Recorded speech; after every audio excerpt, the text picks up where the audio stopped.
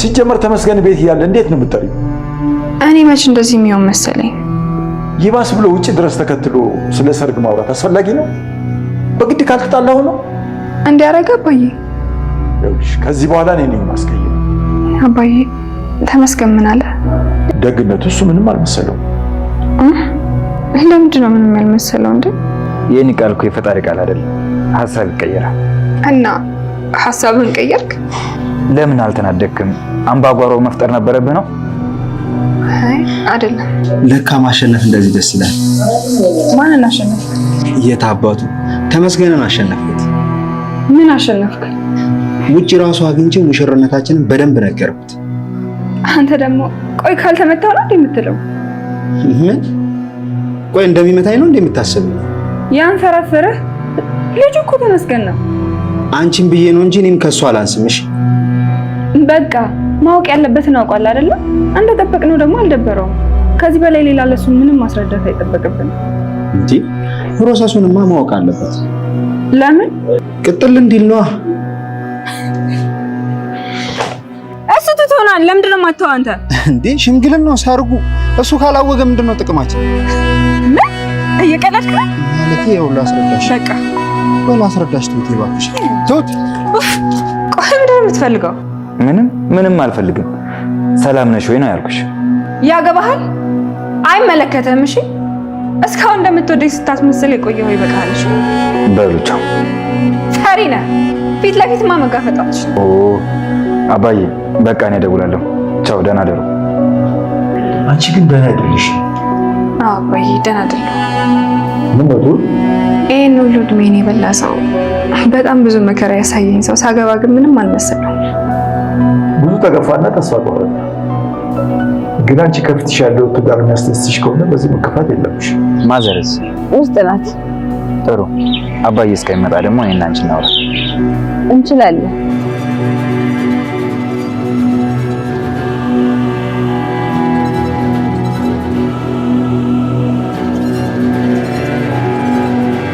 በመጨረሻም አባዬ ሚስቱን ከ12 ዓመት በኋላ ሊያገኝ ይመስላል ማለት ነው። እድል እዛ ጋር በተናገረችው መሰረት እማዬ ውስጥ ነው ያለችው ብላለችና አባዬ ደግሞ አሁን ስለመጣ እሷንና አባዬን ማገናኘት ነው የሚሆነው ማለት ነው። ችግሩ አሁን ላይ ናቲ አባዬ ቤት የለም፣ ወደ ስራ ሄደዋል፣ ወደ ቢሮ ሄደዋል የሚለውን ነገር ትሁት ስትነግረው ናቲ ወዲያውኑ ነበር የደነገጠው። ያ ማለት ምናልባት ከተመስገን ጋር ሆኖ እዛ ጋር ሄዶ እድልና ሴትየዋን አግኝቶ ይሆን እንዴ የሚለው ነገር ስለሚያሳስበው የሆነ ድንጋጤ ፊቱ ላይ ታይቶ ነበር ማለት ነው።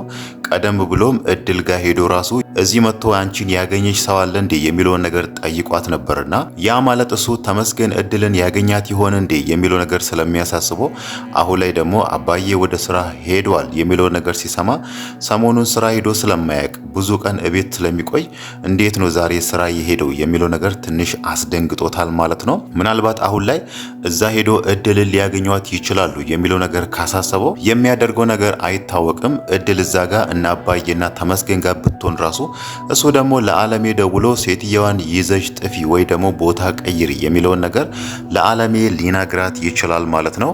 እድል አሁን ላይ አባዬና ተመስገንን እማዬ ውስጥ ነው ያለችው ብላ ልታሳያቸው ወደ ውስጥ ስገባ ሴትየዋ አትገኝም ማለት ነው። ለምን ከተባለ ናቲ አሁን ላይ ከትሁት ጋር ወጣ ብለን ቡና እንጠጣ ብሏታልና ትሁት ጋር ሆኖ ለዓለሜ ባይደውል ራሱ ምናልባት ቴክስት ወይ ደግሞ ሜሴጅ ሊልክላት ይችላል ማለት ነው። ለምን ከተባለ ናቲ ይሄንን ነገር ብቻውን አይደለም እያደረገ ያለው ከዓለሜ ጋር አንድ ላይ ሆኖ እየሰሩ ስለሆነ ለዓለሜ ደውሎ ሴትየዋን አንስታ እንድትደብቅ ወይ ደግሞ ይዛት ሌላ ቦታ እንድትሄድ እንደሚያደርጋት ግልጽ ነው ማለት ነው። አባዬ አሁን ላይ ሚስቱን ለማግኘት በጣም ጓግቷል። 12 ዓመት ሙሉ ያላያተን ሚስቱን ነው አሁን ላይ ተመስገን ልጅቷን አግኝቻታለሁ ከሴትየዋ ጋር ታገናኘናለች የሚለውን ነገር ነግሮት አባዬ ወደ ጸበል ቦታ የመጣው ማለት ነው። አሁን ደግሞ ከእድል ጋር ሆኖ ለሶስት እማዬ አለችበት የተባለች ወይ ደግሞ የአባዬ ሚስት አለች የተባለችበት ቦታ ሲሄዱ እሷን አያገኘቱም ማለት ነው። ይሄ ነገር ደግሞ አባዬን ምን ያህል እንደሚጎዳውና ምን ያህል ልቡን እንደሚሰብሮ መገመት አያዳግትም ማለት ነው። ከዚህም በፊት እሱ ሞታለች በህይወት የለችም የሚለውን ነገር አምኖ ነበር የተቀበለው። ትሁት ደግሞ ሚስት አለች እንዲህ ቦታ ነች የሚለውን ነገር ስትነግረው ያንን ነገር ለማመን በጣም ተቸግሮ ነበር። በመጨረሻም ከአንገቷ ላይ የአንገቷን ጌጥ አምጥቶ ሲሰጡት ነው አባዬ ያንን ነገር ያመነው ማለት ነው።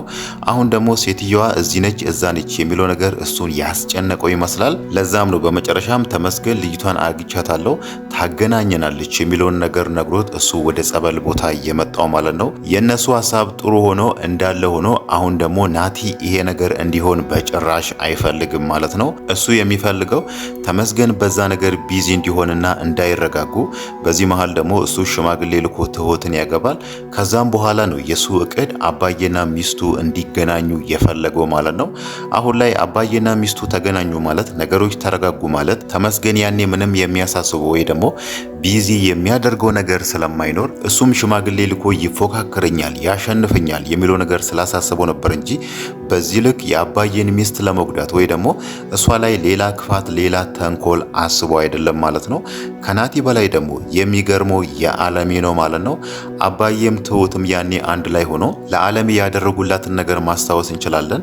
እሷን ከዛ ሁሉ ስቃይ ውስጥ አስወጥቶ አሁን ያለችበት ደረጃ እንድትደርስና ጤነኛ እንድትሆን ለሷ ብዙ ዋጋ ከፍለውላት ነበርና እሷ ደግሞ አሁን ላይ ከናቲ ጋር ሆና እንደዚህ ማድረጓ በጣም የሚያሳዝን ነገር ነው ማለት ነው። ናቲያው እዚህ ጋር ወጣት ነው ከተመስገን ጋር እህልህ ተጋብቶ አሸንፈሃለሁ አታሸንፈኝም በሚለው ይሄንን ነገር ቢያስብ ራሱ ዓለሜ ደግሞ ነገሮችን ቆም ብላ ማሰብ ነበረባት ማለት ነው። እሷ ያንን ነገር ማድረጓ በጣም የሚያሳዝን ነገር ነው። በመጨረሻም ይሄ ነገር የጊዜ ጉዳይ ነው እንጂ ዓለሜና ናቲ አንድ ላይ ሆኖ ይሄንን ነገር እያደረጉ እንደሆነ ትሁትና አባዬ ካወቁ በጣም ማዘናቸው አይቀርም ማለት ነው። በእርግጥ አባዬ አሁን ላይ ናቲ ይሄንን ነገር እንዳደረገና የሱን ሚስት ከቤቱ ወስዶ ጸበል ቦታ ነች ብሎ እሷን እንደደበቃት አባዬ አሁን ደርሶበታል። ግን ደግሞ ይሄንን ነገር እኮ ያደረጉት ከዓለሜ ጋር አንድ ላይ ሆኖ ነው የሚለውን ነገር ከሰማ እሱንም ትሁትንም ይሄ ነገር ልባቸውን እንደሚጎዳቸው በጣም ግልጽ ነው ማለት ነው። ሌላው ነገር ደግሞ ትሁት አሁን ላይ ነገሮች ሁሉ በትንሽ ግልጽ እየሆኑላት ይመስላል። ያ ማለት ናቲ አሁን እሷን የሚፈልጋት ወይ ደግሞ እሷን ማግባት የፈለገው ለተመስገን እልህ ወይ ደግሞ ተመስገንን ለማሸነፍና አሸንፊያለሁ እሷን ወስጃለሁ የሚለውን ነገር ያንን ለሱ ለማሳየት እንደሆነ በትንሹም ቢሆን እየገባት ነው ማለት ነው። በእርግጥ ከዚህም በፊትም ሽማግሌ መላክ ምን ይጠቅማል፣ ለምን እኔና አንቺ ከተፈላለግን ለምን አንጋባም የሚለውን ነገር አንስቶላት ትሁት ያኔ ቅር ብሏት ነበር።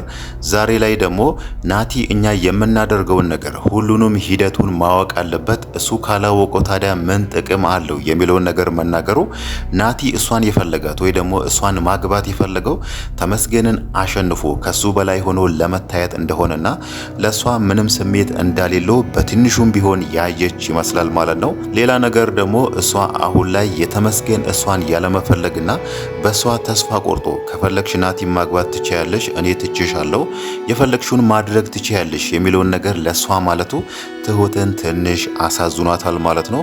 በእርግጥ ይሄንን ሀሳብ ያመጣችው እሷ ነች። ናቲን ብዙ አስጠብቅ ያለው ከዚህም በላይ አንተ መጠበቅ የለብህም መጋባት አለብን፣ እንደውም ተጋብተን አርፎ እንዲቀመጡ እናደርጋቸዋለን በሚለው ናቲ አሁን ላይ ሽማግሌ መላክ የሚለውን ነገር እንዲያስብ ያደረገችው እሷ ነች።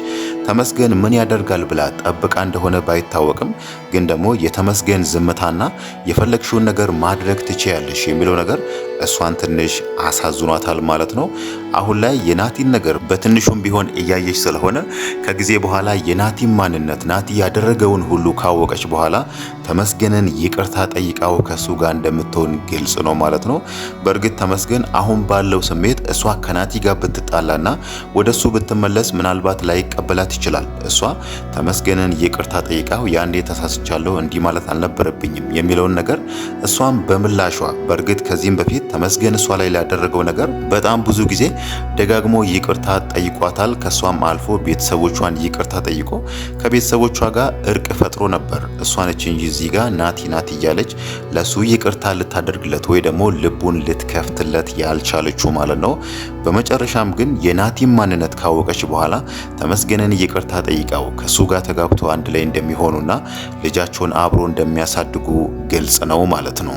በእርግጥ እሷ አሁን ላይ እያሰበች ያለችው ከዚህም በፊት አባዬን ታምኖ ነበር። አባዬ የሚላትን ነገር እሺ ብላ ትቀበለው ነበር። ግን ደግሞ አባዬ እዚህ ጋር በግልጽ ናቲ እንደዚህ ነው፣ አይሆንሽም፣ ክፉ ሰው ነው የሚለውን ነገር ባይናገራት ራሱ በአንዳንድ ንግግሮች እሷን እያላት ነውና አባዬ ለምንድን ነው እንደዚህ ያለው፣ ለምንድን ነው ናቲን ያልወደደው በሚለው ነገሩን ማጤን ሲኖርባት እሷ አሁን ላይ ያሰበችው አባዬም እንዲሁ በጭፍን ተመስገንም እንዲሁ በጭፍን ናቲን የጠሉ መስሏታል ማለት ነው።